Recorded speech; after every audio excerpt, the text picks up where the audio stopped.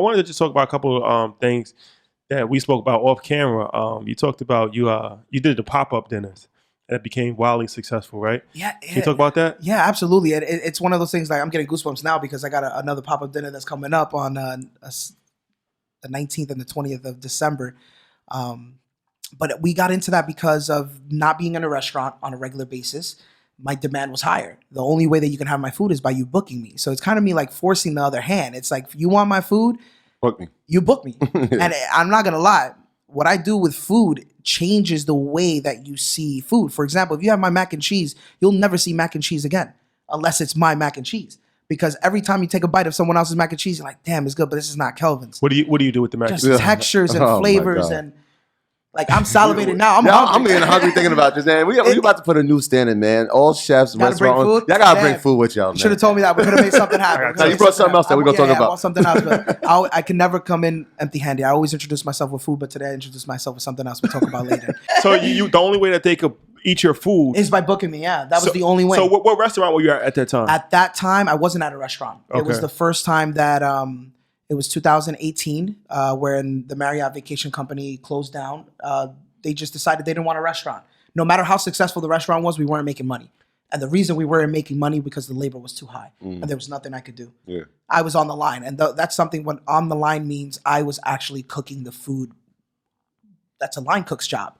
You know what I mean? As a chef, I'm creating the menu. I'm teaching the line cooks how to do food like me. And that's what I think makes me a little bit successful on the end, where I really take into consideration the teaching part. I love to teach, right? So if you're one of my employees and we got a new menu, me and you are gonna cook salmon side by side for 2 weeks straight. Yeah. So in my mind, I work with kids, so I'm thinking like the line cook is like the minion.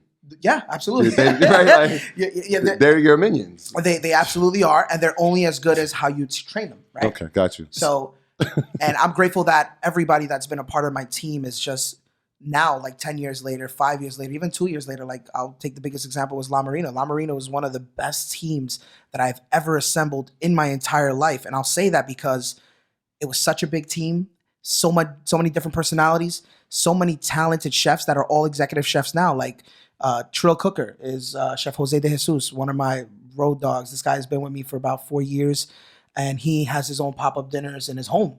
Like he does infused cannabis dinners as well. He does. He comes on the road with me when I need to go to J-Lo and A-Rods, So yeah, I want to talk about the pop-up because that's interesting for a few different reasons. So you built a following on social media at the time already. Thanks for doing the food shows, doing Food Network, doing Be Bobby Flay. That also helps out. Yeah, for sure.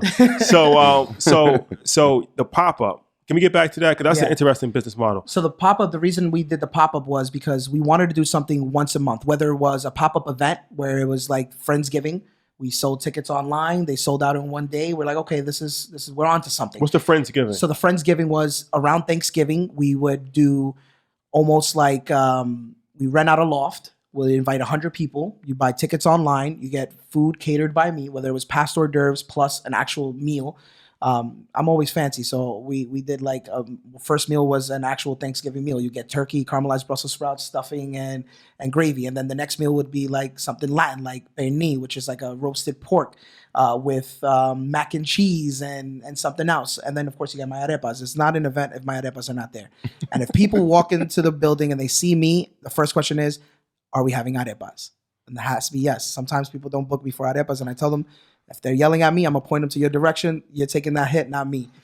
So I learned that the pop-up thing was such a big demand because already I'm not giving you the luxury to have my food on a regular basis. Mm-hmm. So every time I did a different pop-up, we wanted to do like a tacos and tequila. So we'd rent out, it would be summertime, we'd rent out a rooftop and do a dope event like that. And then I started noticing that I wanted to do more of a sit-down experience. So Valentine's Day was like the first time that we rented out a place in Mott Haven. It was called Motley Kitchen, which was not known for being a restaurant. It's just a bakery. Mm-hmm. And out of that bakery, they do catering. So I rented out the spot. We did 50 people, 3 nights in a row, Thursday, Friday, Saturday, sold out. And then from that moment on, I was just like, people will follow me wherever I am. So how much money were you making off the pop-ups? Off the pop-ups, let's say that's when I would be making, it depends on location. It depends on the rent of the venue. At the end of the day, I always try to make 25% to 30% profit compared to like what we talked about, 10% profit in a restaurant. How many people are going with you? How many to do an event? To do an event? Yeah. Depending on the size. So for that, I had 3 cooks. I had a host, which was my best friend. Shout out to Eric. This guy has become like my manager, my assistant, my brother.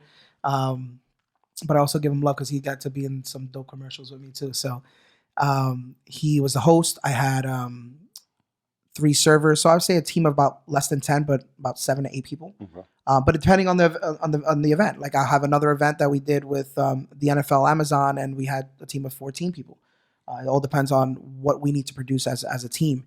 And me, I'm so hands-on, so I'm always still cooking. I need to learn sometimes to take a step back and let the team make me proud, like they always do. So, like the event in Mount Haven, because I'm interested, I'm going somewhere with this. Like, how much would you say? So we charged $150 per person, 50 people per night, which was like, let's say $4,500. And then after that, we paid $1,000 for the venue for 3 days, or it was like $1,600 for 3 days. Because we got it 3 days consecutive, it was a deal. Yeah. And I'm a negotiator. I will negotiate to as much because I guess at the end of the day, I learned if you don't ask, you'll never know. Right. Mm-hmm. So if you're charging me $500 per day, I'm like, can you give me $400 per day, and I'll give you 3 dates in a row instead of just one event. So on and so forth. So you need to be able to learn how to talk, learn how to negotiate. And at the end of the day, you offer a barter. You know, I'm very big on barters where I'm like, okay, if you give it to me at this price, I'll give you 2 tickets to the event as well. You know, so you need to be able to learn how to work with people. I was fortunate enough that my partner for this events, he was great on getting liquor sponsors, because that is where and the reason why we made money. Because if I had to pull out of pocket for liquor, that's going to kill you. That's going to kill us. Yeah. So we're already paying for food. We're already paying for a venue. We're already paying for staff. Take off that liquor, and that's the money that we're making. Okay. So that, again, not every event that I do, I get a liquor sponsor, but I try to. Okay. So like 5,000 profit? Out of 3 days, 5,000 profit split between me and my partner. Yeah. Okay. So the reason why, so it's like $2,500, let's just say. So, but that's not bad for a weekend. For a weekend, right? It's all about creativity. So it's like a lot of times, if you're not familiar with New York City, Mount Haven, South Bronx, not really the best neighborhood, but up and coming. Yeah. It's a good thing to buy something now because it's gonna be big. It's gonna be big. Homo Frenchie. Yeah, Homo Frenchie. So there's a few different lessons in that. I think exclusivity is very important, and it's like people. Sometimes the more you make yourself available, you devalue yourself. It's like Supreme, the clothing line, right? It's like people will pay $1,000 for it because you can't get it. It's not easy to get, right? Even like with the marathon clothes right now, rest in peace to Nip. But it's like people is lined up around the corner for the pop-up store because you can't really get the clothes. Like it's hard to really get right now. It takes like 4 months to get it right now. So by you making yourself like the pop-ups, like once a month, however you was doing it, it's like now it's a whole event. As opposed to just having a mom and pop shop, you're just selling food every day. It's like they just walk past you. You come out once a month, and you got to be creative. So it's like you didn't pick the most expensive real estate in New York City. You picked the hood. And I'm not afraid to pick the hood. Yeah, there's times where, like the event that we're doing on 19th and the 20th, we paid prime dollar for 37th Street between 8th and 9th. You know, but at the end of the day, it depends on the event that we're doing and.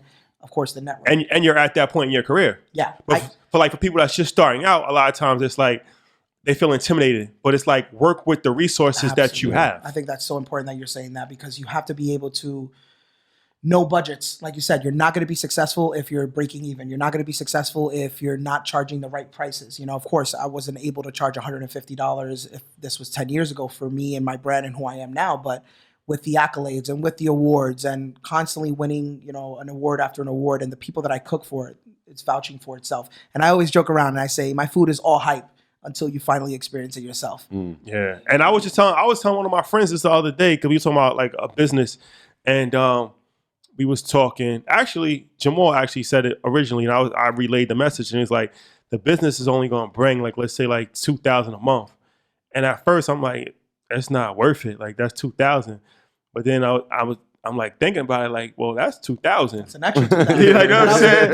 You do that 5 times, now you got 10,000. Yeah. So it's like, it's not about hitting. It's never about hitting home runs. Absolutely. It's never, because if you play baseball, you don't swing for a home run. You swing, and eventually you'll hit a home run if you're strong enough. But you don't plan to hit home run because you'll just strike out. It's never about home runs. It's about consistently building your name, building your brand, getting 2,000, 1,000. That adds up over the course of time. A lot of times people like that they want to average just make, going up. and that's why I wanted to ask how much you made too, because that's kind of what I figured you made. And I people get intimidated, like I gotta make 50,000 for a weekend. It's like not when you first start. That's not how it works. I'm saying, like, you make 2,500, like that's somebody's month. Yeah, You know you're what I'm absolutely saying? right, and I've thought of that. And there's certain times where I haven't made money on events because you have to understand, what is this event bringing to me? Also, is it an event that I have influencers that are going to, every single person tag me in their Instagram posts, because those are deals that I have made too, and I was afraid to make those in the past until I finally made one, and I was like, holy shit, I just got 1,500 new followers in a day. Yeah. Like, how? Because every single person that was there was an influencer or was in their own life a star, whether it was a singer, whether it was an actress, whether it was a songwriter, whether it was an artist, whether it was a banker. They were all at the top of their game at that. And when I did that event, I was okay, I need to find ways that I can You got to do more of that. Because now the product is going to speak for itself. Because the product is going to speak for itself. You know People are posting, people are eating, they're having their reactions. And all of a sudden, out of those new 1,500, guess what? I just made some income from those people booking me. Yeah. So like you said, supply and demand. And then also you have to make sure that, like you said, I'm doing an event on the 19th and the 20th. That's one of the most expensive events I've ever done. I'm doing a collab with Griselda Valle, which is an incredible woman, incredible voice. And we're charging $175 per person. But at the end of the day, people don't know the expense that comes into pulling off an event in New York City on 37th Street. 37. where you're just buying a raw stage, a raw form where you have to buy stage and lights. And the highlight of the holiday season. And the holiday season where Christmas is in 2 weeks. And that's why we sold it 2 months ago, where we sold out again in one day. And I'm blessed to be able to say that, like you said, supply and demand. If you put yourself available every single day, I'm not going to sell an event out every single day. But if we do it once a month, guess what? People talked about it for a whole month. We're posting for the next one. We're going to do it again. Already, people haven't experienced it. I'm glad you said that. And people haven't experienced this event, and when's the next? When's the next? I mean, that sounds How's like the hype so high? We haven't even done it yet. that sounds like an event that we just did in DC. I love that. And the streets we got the streets going crazy. I love that. Atlanta, don't play yourself. Hey. Don't. yeah, we're telling you now. Don't waste time. I think I'm going to come.